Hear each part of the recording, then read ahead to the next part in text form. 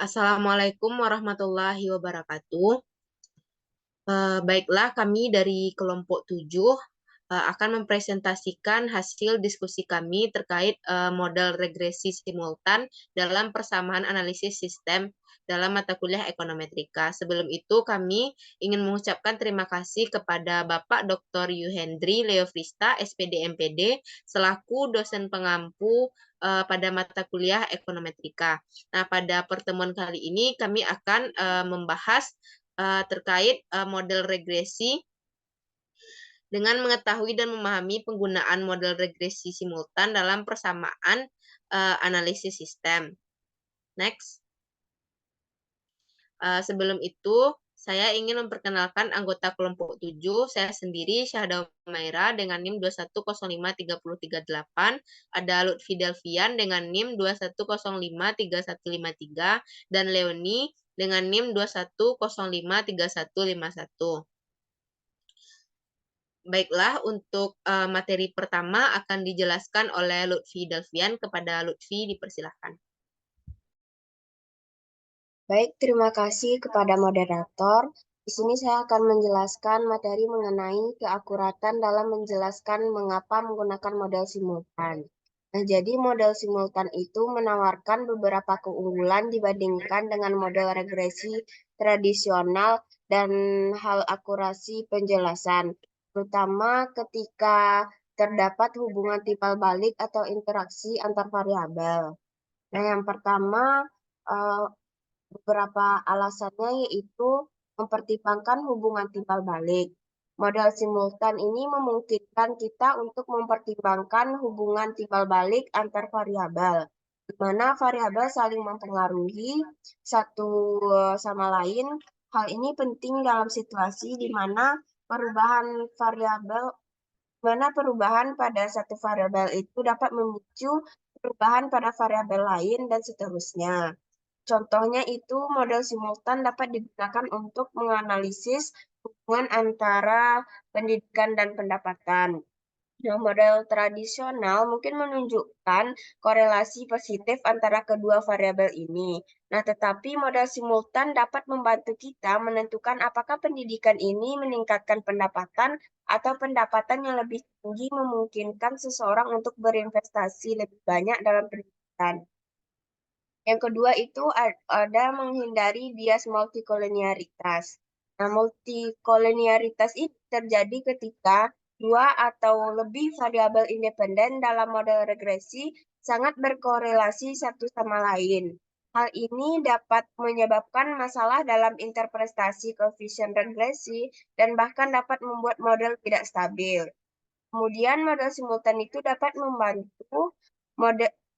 membantu mengatasi multikolinearitas dengan mempertimbangkan hubungan antar variabel secara lebih eksplisit. Nah, hal ini dapat menghasilkan model yang lebih akurat dan andal. Yang ketiga itu ada meningkatkan efisiensi. Model simultan ini dapat lebih efisien dalam memperkirakan parameter model dibandingkan dengan model regresi tradisional. Hal ini karena model simultan mempertimbangkan semua hubungan antar variabel secara bersama, sehingga dapat mengurangi jumlah data yang diperlukan untuk memperkirakan parameter model dengan akurat. Yang keempat itu ada kemampuan prediksi. Model simultan dapat menghasilkan prediksi yang lebih akurat dibandingkan dengan model regresi tradisional, terutama ketika terdapat hubungan timbal balik atau interaksi antara variabel. Nah, hal ini karena model simultan itu mempertimbangkan semua hubungan antar variabel secara lebih komprehensif, sehingga dapat menghasilkan prediksi yang lebih sesuai dengan kenyataan. Selanjutnya saya kembalikan kepada moderator. Baiklah, terima kasih kepada Lutfi atas penjelasan materinya. Selanjutnya, materi terkait akurasi dalam menjelaskan identifikasi modal akan dijelaskan oleh saya sendiri. Nah, sebelum itu kita harus tahu dulu apa itu akurasi. Di sini akurasi itu merupakan ukuran seberapa baik model memprediksi hasil dengan benar. Jadi dalam konteks identifikasi model, akurasi ini mengacu pada sejauh mana model dapat menggambarkan hubungan antara variabel-variabel yang relevan. Selanjutnya ada faktor-faktor yang mempengaruhi akurasi. Yang pertama itu kualitas data. Jadi kualitas data yang digunakan dalam model sangat berpengaruh terhadap akurasi. Data yang tidak akurat atau tidak lengkap dapat menyebabkan model yang dibuat tidak akurat. Yang kedua ada pemilihan model. Nah, pemilihan model yang sesuai dengan data dan tujuan penelitian juga sangat penting. Model yang tidak sesuai dapat menghasilkan prediksi yang tidak akurat. Yang ketiga, parameter estimasi. Jadi parameter estimasi yang digunakan dalam model juga mempengaruhi akurasi. Parameter yang tidak akurat dapat menyebabkan model yang dibuat juga tidak akurat. Yang keempat yaitu keterbatasan model. Keterbatasan model seperti keterbatasan variabel yang digunakan atau keterbatasan struktur model juga dapat mempengaruhi akurasi. Next. Selanjutnya yaitu cara mengukur akurasi. Yang pertama, koefisien determinasi atau R-square. Jadi koefisien determinasi ini digunakan untuk mengukur seberapa besar variabel independen dapat menjelaskan variabel dependen. Yang kedua ada mean absolute error. Mean absolute error ini digunakan untuk mengukur seberapa besar perbedaan antara prediksi model dengan nilai aktual. Yang ketiga itu mean square error, di mana mean square error ini digunakan untuk mengukur seberapa besar perbedaan antara prediksi model dengan nilai aktual dengan mempertimbangkan ukuran perbedaan. Dan yang keempat ada root mean square error, di mana root mean square error ini digunakan untuk mengukur seberapa besar perbedaan antara prediksi model dengan nilai aktual dengan mempertimbangkan ukuran perbedaan dan akar dari perbedaan. Next. Selanjutnya, pentingnya akurasi dalam identifikasi model.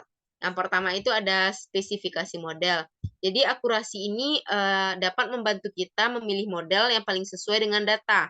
Model yang akurat akan memberikan hasil yang lebih baik dalam menjelaskan fenomena ekonomi. Yang kedua yaitu keputusan ekonomi. Model yang akurat memungkinkan kita membuat keputusan ekonomi yang lebih baik. Misalnya dalam kebijakan moneter, model yang akurat dapat membantu memprediksi dampak dari suku bunga terhadap inflasi atau pertumbuhan ekonomi. Selanjutnya ada contoh dari penggunaan akurasi dalam identifikasi model. Salah satunya itu ketika kita ingin mengidentifikasi model yang menjelaskan hubungan antara tingkat pengangguran dan inflasi, kita dapat membandingkan beberapa model regresi dan memilih yang memiliki akurasi tertinggi dalam memprediksi perubahan inflasi berdasarkan tingkat pengangguran. Baiklah, itulah materi dari saya. Selanjutnya, materi terkait keakuratan dalam menjelaskan model kuadrat terkecil 2 tahap itu akan dijelaskan oleh Leonie. Kepada Leonie, dipersilahkan. Terima kasih kepada moderator. Untuk materi yang ketiga, yaitu mengenai keakuratan dalam menjelaskan model kuadrat terkecil 2 tahap. Next.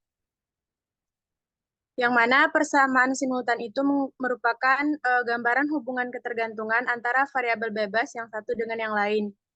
Dan kemudian model persamaan simultan ini merupakan sebuah model yang menjelaskan variabel endogen secara bersama-sama. Model regresi simultan merupakan suatu sistem persamaan yang di dalam setiap persamaannya mengandung variabel eksogen dan variabel endogen yang saling mempengaruhi. Pada persamaan simultan, suatu variabel endogen akan menjadi variabel eksogen pada persamaan yang lain, sehingga kemungkinan akan berkorelasi dan terjadinya error yang cukup besar atau yang disebut dengan endogenitas.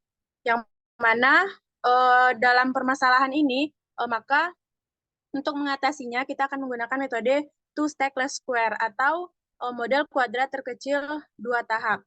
Next.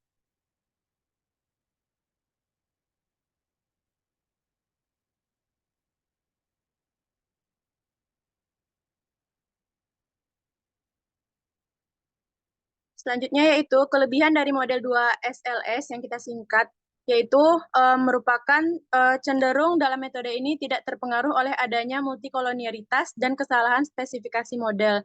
Jadi dalam mengatasi masalah yang terjadi tadi di antara variabel yang memiliki korelasi, jadi di sini dianggap pada model dua kuadran terkecil ini tidak memiliki adanya multikolonialitas. Selanjutnya, contohnya yaitu pada variabel ekonomi makro, yaitu pada inflasi dan nilai tukar atau kurs. Jadi yang pertama itu, pergerakan nilai kurs dapat mempengaruhi stabilitas ekonomi, termasuk di dalamnya inflasi. Dan juga inflasi tersebut juga dipengaruhi oleh tingkat suku bunga maupun jumlah uang yang beredar. Kemudian peningkatan inflasi mengakibatkan barang-barang pokok ikut melambung tinggi dan harga barang-barang tersebut juga dipengaruhi oleh nilai tukar rupiah tersebut. Jadi di antara variabel eksogen dan endogennya saling mempengaruhi. Kemudian untuk mengatasi ini diperlukanlah metodenya, yaitu menggunakan metode model kuadrat terkecil dua tahap, dan metode ini dianggap berdasarkan teori adalah metode yang paling tepat. Untuk memperoleh taksiran yang tepat maupun estimasi terbaik dari persoalan ekonomi di atas, maka kita harus mengkomodir setiap variabel yang ada dalam bidang ekonomi tersebut, dalam inflasi dan nilai tukar atau kurs tersebut. Kemudian dalam penggunaan model regresi terdapat metode yang dapat mengakomodir variabel yang saling berhubungan satu sama lain tadi, yaitu model 2 SLS atau juga disebut dengan model kuadran terkecil dua tahap. Dan model ini diperkenankan oleh Tail dan Basman. Selanjutnya saya kembalikan kepada moderator.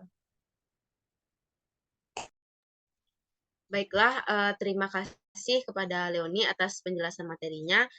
Itulah penjelasan dari kelompok 7 terkait dengan materi menjelaskan atau mengetahui terkait penggunaan model regresi simultan dalam persamaan analisis sistem.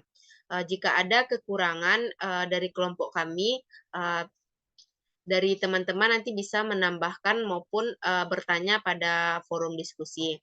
Baiklah, saya sebagai moderator pamit undur diri. Saya akhiri. Assalamualaikum warahmatullahi wabarakatuh.